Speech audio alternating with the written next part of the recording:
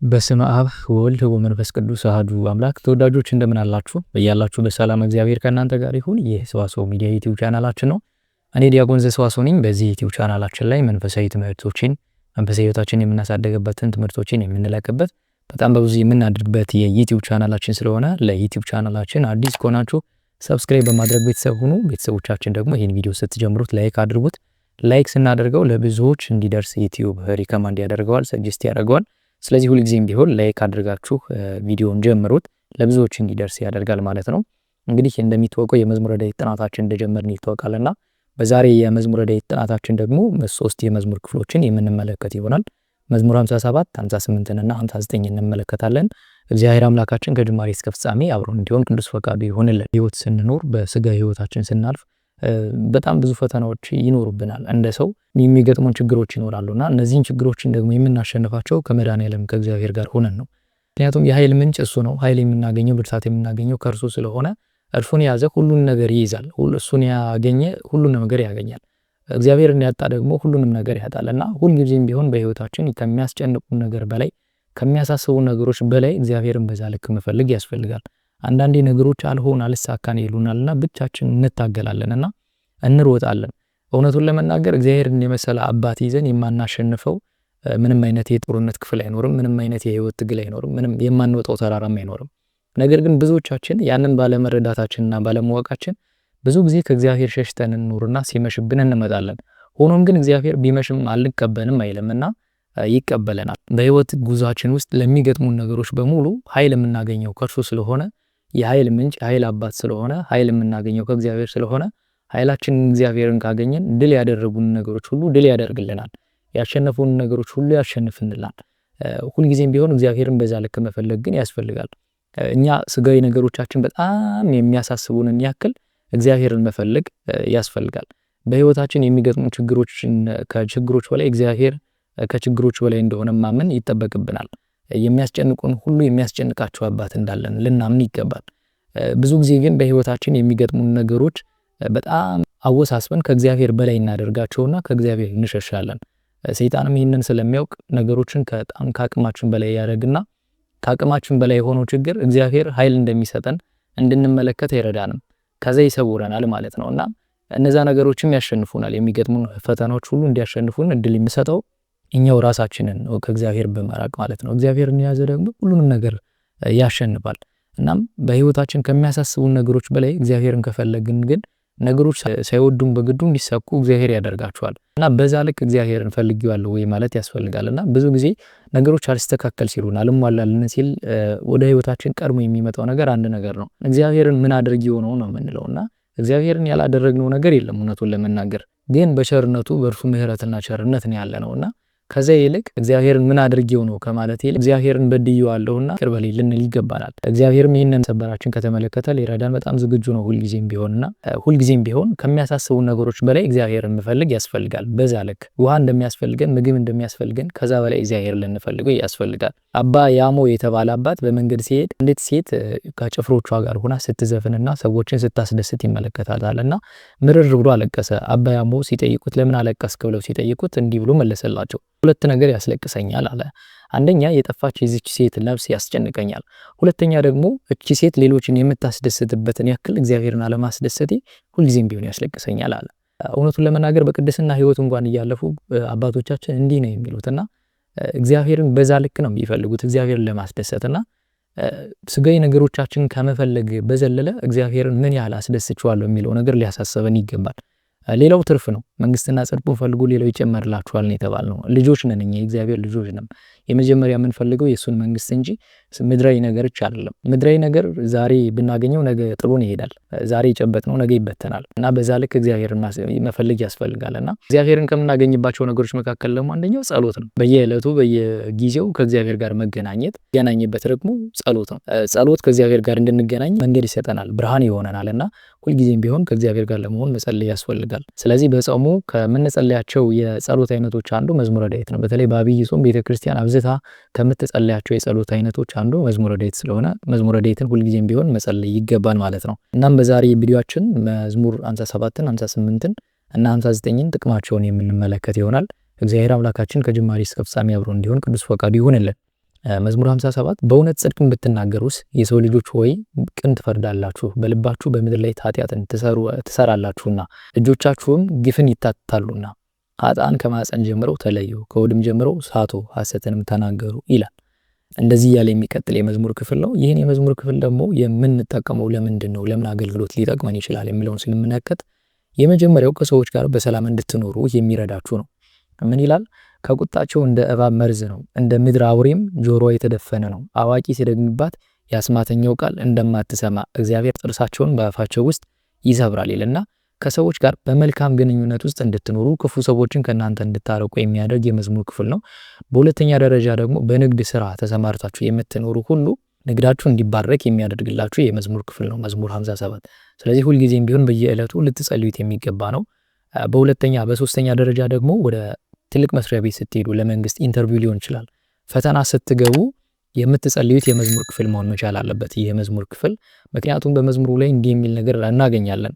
እግዚአብሔር የአንበሶቹን መንጋጋቸውን ያደቃል፣ እንደሚፈርስ ውሃ ይቀልጣሉ፣ እስኪያደግማቸው ድረስ ፍላጾችን ይገትራል፣ እንደሚቀልጥም ሰም ያልቃሉ ይላል እና የሚያስጨንቀን ሁሉ እንደ ሰም የሚያቀልጥልን የመዝሙር ክፍል ስለሆነ በተለይ ደግሞ ኢንተርቪው ፈተና ላላችሁ ሰዎች ይህንን የመዝሙር ክፍል ብትጸልዩት በጣም የተመረጠ እንዲሁም ደግሞ በንግድ ስራ ውስጥ ተሰማርታችሁ ለምትኖሩ ሁሉ የሚሆን የመዝሙር ክፍል ነው መዝሙር 57 ማለት ነው። በአጠቃላይ ይህ የመዝሙር ክፍል መልካም ህይወት እንድንመራ መንገዱን የሚያሳየን፣ ሁልጊዜም ቢሆን ከእግዚአብሔር ጋር ከሆን መልካም ነገሮች ወደ ህይወታችን ይመጣሉ። ግን ያ ማለት ከእግዚአብሔር ጋር ስለሆን ሁልጊዜም ቢሆን በፈተና እናልፍም ማለት አይደለም። ግን ፈተናውም እንኳን እንድናሸንፍ ኃይል እናገኛለን ከእግዚአብሔር ጋር ከሆን። ፈተናውም አንዳንዴ ለመልካም የሚሆንበት ምክንያት ስላለው ማለት ነው። እሱን የሚያውቅ እግዚአብሔር ነው። ግን ሁልጊዜም ቢሆን ፈተና ችግር አይንካኝ ማለትም ደግሞ ክርስትና አይደለም። በችግር ውስጥ ማለፍ ትልቁ የክርስትና መንገድ ስለሆነ ወደ ጽድቅ መንገድ የሚመራን እሱ ስለሆነ ማለት ነው። እና ይህ የመዝሙር ክፍል መልካም ህይወት እንድንመራ ፈተናዎች እንኳን ስንመጣ ኃይል እንድናገኝ የሚያደርገንና ድል እንድናደርጋቸው የሚያደርገን የመዝሙር ክፍል ስለሆነ ሁልጊዜ በየዕለቱ ልትጸልዩት ከሚገቡ የመዝሙር ክፍሎች አንዱ ነው። በአጠቃላይ ከመዝሙር 51 እስከ 59 ያሉ የመዝሙር ክፍሎች እስከ 60 ያሉ የመዝሙር ክፍሎችን በማታ የጸሎት ጊዜያችሁን ብትጨምሯቸው በጣም መልካም ይሆናል ማለት ነው። ብዙ ጥቅም ስላላቸው ራሱ ከመዝሙር 51 እስከ 60 ያሉት የመዝሙር ክፍሎች 10 ማለት ነው።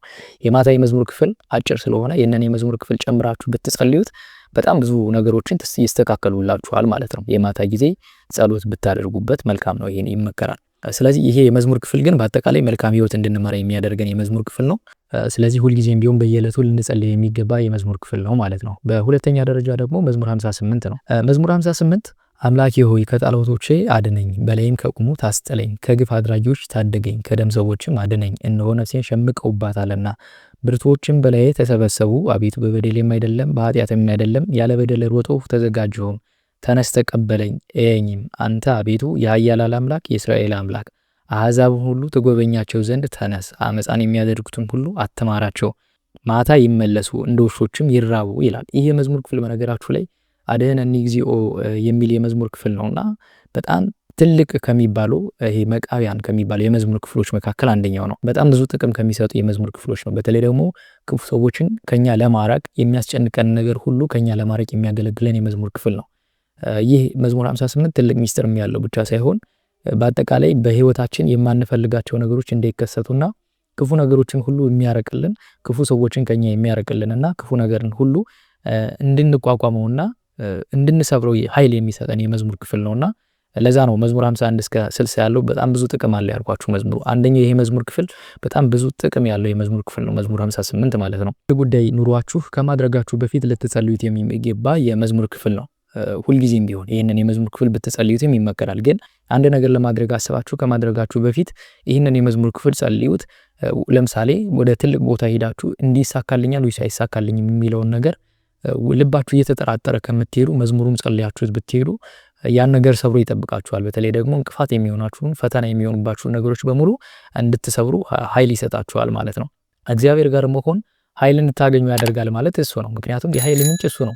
በራሳችሁ ትምክት አይደለም፣ በጸሎታችሁ አይደለም የምትመኩት።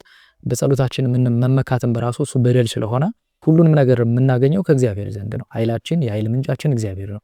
ስሙን ጠርተን በስሙ ግን ድል ማድረግ እንችላለን እና ይህ የመዝሙር ክፍል አንድ ጉዳይ ለማድረግ ስታስቡ መጀመሪያ ከመሄዳችሁ በፊት ጸልዩት ማለት ነው። ይህ የመዝሙር ክፍል በተለይ ደግሞ አጋንንት እንዳይጣሏችሁ የምትጸልዩት ነው። እንዲሁም ደግሞ ይህ የመዝሙር ክፍል ከሰዎች ጋር ሰዎች ተጣልተው ከሆነ እርስ በርሳቸው ከተጣሉ ሊጸልዩት የሚገባ የመዝሙር ክፍል ነው። በተለይ ግን አርዌ ማለት በተለይ አርዌ ምድርም ይላቸዋል አራዊትም እንዳይጣሏችሁ አጋንንትም እንዳይጣሏችሁ ከሰዎች ጋርም በሰላምና በፍቅር እንድትኖሩ የሚያደርጋችሁ ነው። በተለይ ደግሞ አምላኬ ሆይ ከጠላቶች ያድነኝ ይላል። እዚህ መዝሙር ላይ አይታችሁት ከሆነ ከጠላቶች ያድነኝ ሲል ቅዱስ ዳዊት ከሰዎች ጠላት አይደለም። ጠላቶቹ ሰዎች ሳይሆኑ አጋንንት ናቸው። ከጥንት ጀምሮ በሰው አድረው ክፉ ሊያሰሩ የሚችሉ እነሱ ስለሆኑ አቤቱ ከነዚህ አድነኝ ይላል። አንደኛ አጋንንት አድሮባቸው ክፉ ከሚያደርጉ፣ አንድም ደግሞ ህይወቱን እንዳያበላሹበትና በመንገድ በእያንዳንዱ የህይወት መንገዳችን እንዳይጣሉን የሚያደርግ የመዝሙር ክፍል ነው ማለት ነው። ለዛ ነው ቅዱስ ዳዊት አምላኬ ሆይ ከጠላቶቼ ያድነኝ፣ በላይም ከቆሙት አስጥለኝ፣ ከግፍ አድራጊዎችም ታደገኝ ይላልና ክፉ ሰዎችን ከራሳችን ለማራቅ ይረዳል ያልኳችሁ ለዚህ ነው። አቤቱ በበደሌም አይደለም በኃጢአቴም አይደለም ያለ በደል ሮጥኩ ተዘጋጀሁም ይላልና ዝም ብሎ የሚያስጨንቀን ብዙ ጉዳዮች ይኖሩብናልና ያንም ደግሞ ድል ለማድረግ ፈተናዎቻችን በሙሉ ድል ለማድረግ የሚያገለግለን የመዝሙር ክፍል ነው። በተለይ ደግሞ ለገጠመን ነገር በሙሉ መፍትሄ ይሰጠናል ይህ የመዝሙር ክፍልና በየዕለቱ ብትጸልዩት እመክራለሁ። በተለይ ደግሞ በማታ የጸሎት ሰዓታችን ማለት ነው። ሌላ በጣም ብዙ ጥቅም ነው ያለው ይሄ የመዝሙር ክፍል ከክፉ ሰዎች ለመጠበቅ፣ ክፉ ሰዎችን ለማራቅ፣ ባል ሚስት ከባሏ ጋር በተጣላች ጊዜ ልትጸልዩ የሚገባ የመዝሙር ክፍል ነው።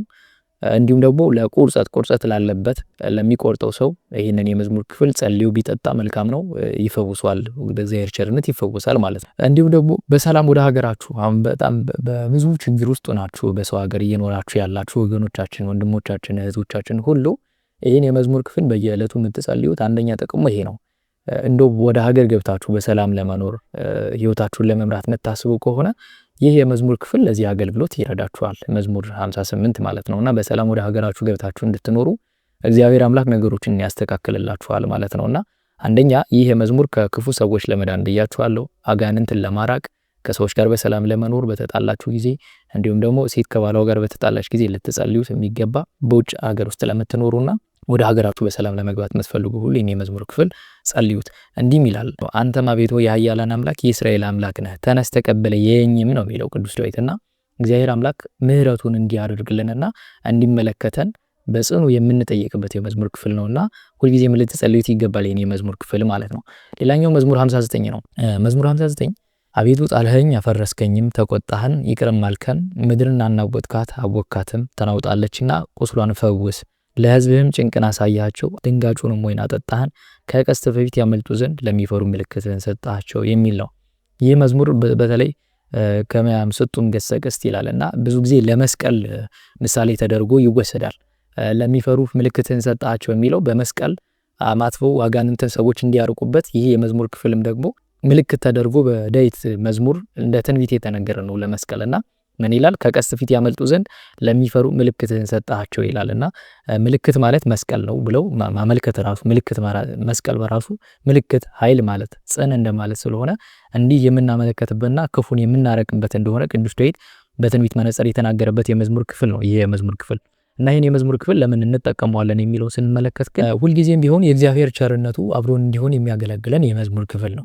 እግዚአብሔርን ሁልጊዜም ቢሆን አቤቱ ጣልከን አፈረስከንም፣ ተቆጣሃን ይቅርም አልከን፣ ምድርን አናወጥካት አወካት የሚልና ከታች ደግሞ ዝቅ ብላችሁ ስትሄዱ እግዚአብሔር በቅድስናው ተናገረ፣ ደስ ይለኛል፣ ሴኮንም እካፈላለሁ፣ የሱኩንም ሸለቆ እሰፍራለሁ እያለ የሚቀጥል የመዝሙር እና ሁልጊዜም ቢሆን ይህን የመዝሙር ክፍል ለእግዚአብሔርን በቸርነት የምንለምንበት የእግዚአብሔር ቸርነት እንዳይለየን ቸርነቱን ምሕረቱን አያርቅብን ይላሉ አባቶቻችን ሲመርቁ እንኳን በጸሎታቸውም እንደዚህ ይላሉ። ምሕረትና ቸርነቱን አያርቅብን ይላልና ምናሴም የኔ ነው ኤፍሬም የራሴ መጠጊያ ነው እያሉ የሚጠቅሳቸዋልና ይሁዳ ንጉሴ ነው ይላልና ንግስና ከይሁዳ አይወጣም ተብሎ ትንቢት የተነገረለት በዚህ ምዕራፍ ላይም ተጠቅሶ እናገኛለንና የእግዚአብሔርና ምሕረትና ቸርነቱን የምንጠይቅበት የመዝሙር ክፍል ነው።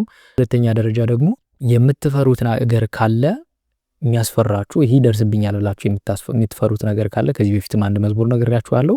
ይህን መዝሙር ጨምራችሁ አብራችሁ የምትጸልዩት ይሆናል ማለት ነው እና ሁልጊዜም የሚያስፈራችሁ የሚያስደነግጣችሁ ይሄ ይደርስብኛል ብላችሁ የምትፈሩ ከሆነ እግዚአብሔር ከእናንተ ጋር እንዲሆን ቸርነቱን እንዳያርቅ የምትጠይቁበት የመዝሙር ክፍል ይሆናል ማለት ነው። መዝሙር 59 ሌላው ለኃጢአት ማስተስረያ ይሆናል። ለኃጢአት ማስተስረያ ሲባል ግን ንስሐውን ተክቶ ይህ መዝሙር ብቻ ኃጢአታችሁን ያስተስረያል እያልኳችሁ አይደለም። ያለ ንስሐ ኃጢአት ያስተስረይም፣ ያለ ስጋው ደግሞ ኃጢአት ይቅር አይባልም። ግን እግዚአብሔርን በይቅርታ የምንጠይቅበት ነው። መዝሙር 50 አቤቱ እንደ ቸርነትህ መጠን ማረኝ የሚለውን መዝሙር 50 እና እንዲሁም ደግሞ ይህንን የመዝሙር ክፍል መዝሙር 59 ለኃጢአት ማስተስረያ ብትጸልዩት መልካም ነው ማለት ነው። እንዲሁም ደግሞ ከክፉ ነገር ለመጠበቅም ሁልጊዜ በየዕለቱ ይህንን የመዝሙር ክፍል መጸለይ ከክፉ ነገር ሁሉ እንድትሸሹ እንድትጠበቁ ያደርጋል ማለት ነው። በተጨማሪ ግን ይህ መዝሙር ለታሰረ ሰው ጸልያችሁ ብትሰጡት እግዚአብሔር አምላክ በምህረትና በቸርነቱ እንዲፈታ ያደርገዋል ማለት ነው። በደል ሳይበድል በሐሰት ተከሶ ተመስክሮበትም ከሆነ እግዚአብሔር አምላክ ምህረት እንዲያደርግለት እንዲመለከተው የሚያደርግ የመዝሙር ክፍል ነው ማለት ነው። ቅድም ግን የጠቀስኩላችሁ አለ አንደኛ ለኃጢአት ማስተስረያ ስላችሁ በጣም በተደጋጋሚ የተጠየቁት ስለሆነ ነውና ንስሐን ሳንቀበል ይህንን መዝሙር እንጸልይ ወይ የሚባል ነገር የለም። ንስሐ ቀኖና አንድ የቤተክርስቲያን ስርዓት ስለሆነ እንደ አንድ ስርዓት ይዘነው ከዛ በኋላ ስጋው ደሙ ተቀብለን ነው ኃጢአታችን ይቅር የሚባለው ሚስተስረዩና ያ በቤተክርስቲያን ሕግና ስርዓት የተቀመጠ ስለሆነ ንስሐውን ተክቶ ግን የሚጸልይ ጸሎት እንደሌለ እንድታውቁ ነው ይሄንን ያልኳችሁና ሁልጊዜም ቢሆን እግዚአብሔርን በደለን ኃጢአታችንን ይቅር እንዲልን ለኃጢአት ማስተስረያ ይሆናል። ይሄንን የመዝሙር ክፍል እየጸለይን እግዚአብሔርን ይቅር በለን አቤቱ ጣልከን አፈረስከንም ተቆጣን ይቅርም አልከን እያልን እግዚአብሔር አምላክ ምድር ለምድር ፍሬዋን እንዲሰጥ ምድርንም አናወጥካት አወካትም ይላልና ሰላሟን እንዲሰጥ የምንጸልይበት በአጠቃላይ የእግዚአብሔር ቸርነት ከኛ ጋር እንዲሆን የምንጠይቅበት የመዝሙር ክፍል ነው ማለት ነው። እነዚህን 3 የመዝሙር ክፍላት ለነገርኳችሁ ነገሮች ለነገርኳችሁ አገልግሎቶች ልንጠቀምባቸው የሚገቡ የመዝሙር ክፍሎች ናቸው ማለት ነው። ሌላው ግን አድራሻዬን የምትጠይቁኝ ሁልጊዜም ኮሜንት ላይ አድራሻ ትጠይቁኛላችሁና ዲስክሪፕሽን ላይ ይቀመጣል አድራሻ የቲክቶክ የኢንስታግራም የፌስቡክ እና እንዲሁም ደግሞ የቴሌግራም አድራሻዬን አስቀምጫለሁ። ከዚሁ ጋር በተያያዘ በውጭ ሀገር የምትኖሩ የመዝሙረ ዳዊት ጥናት ወይም ደግሞ የመዝሙረ ዳዊት ንባብ ጥናት ጀምሬያለሁ። ቴሌግራም ላይ እያስተማርኩ እገኛለሁና ሀገር ውስጥም ውጭም የምትገኙ በሚመቻችሁ ሰዓት የመዝሙረ ዳዊት የግዕዝ ንባብ ጥናት የምትማሩ ካላችሁ በተቀመጡት አድራሻዎች ልታናግሩኝ ትችላላችሁ ማለት ነው። ይቆየን። አቤቱ ቅዱስ እግዚአብሔር አምላካችን በአንድ ልጅህ በጌታችን በአምላካችን በመድኃኒታችን በኢየሱስ ክርስቶስ በእርሱ ያለ ጽድቅ ክብር ላንተ ይገባል። ከእርሱም ጋራ ከመንፈስ ቅዱስም ጋራ ትክክል የሚሆን ዛሬም ዘወትርም ለዘላለም አሜን። ይቆየን። በያላችሁበት ሰላም እግዚአብሔር ከእናንተ ጋር ይሁን።